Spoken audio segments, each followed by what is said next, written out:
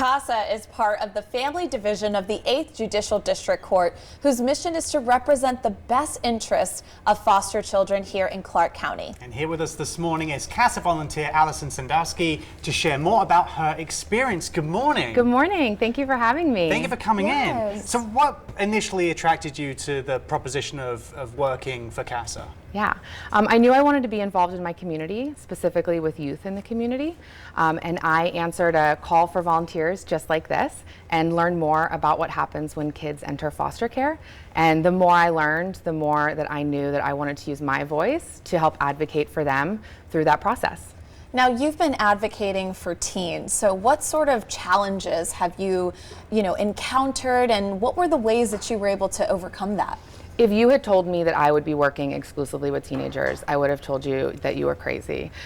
Teenagers are amazing though. So the teenagers that I work with specifically are aging out of the system. So they are 16, 17 years old, they don't want to be adopted, and they're not going to be reunifying with family. So they know that at 18 they are going to be out on their own. And that 16, 17-year-old is an amazing energy, right? You are ready for independence. You're ready to be on your own. The light at the end of the tunnel is so close. So as a CASA, I get to come in and kind of be a coach. I get to help them prioritize what's important to them. Sometimes I have 2 years, sometimes I have 2 months. And the question is, what can we get done? How can we set up a foundation so that when you turn 18, you are successful out there on your own? And with that comes a lot of challenges. So something that might seem very simple to us, like getting a driver's license. There are a lot of barriers to kids in care when they want to do something like that. They have to check out their social security card from the county.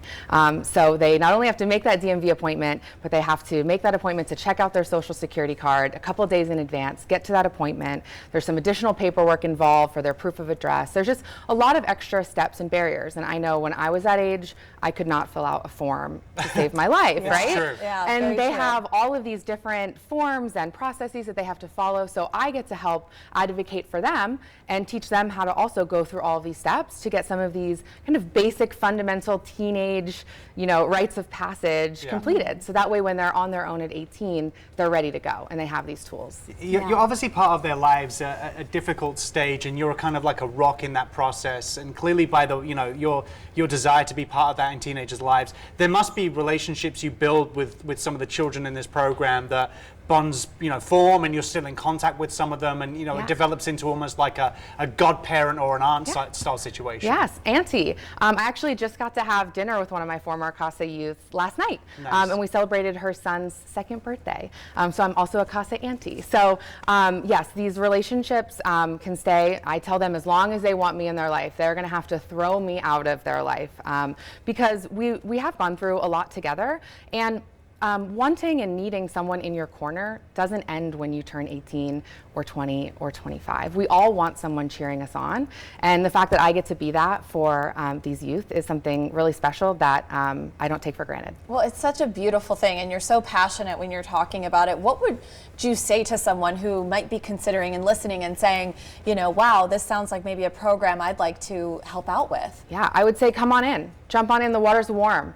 There are so many kids out there that just need an adult, a caring adult in their life to help them through these different milestones. And the fact is that no matter if we're there as a CASA or not, these kids are aging out. Like, these kids are in our community and they're applying for their first job and they're trying to get their first apartment, and all they want is to be safe and happy, right? And to build this life.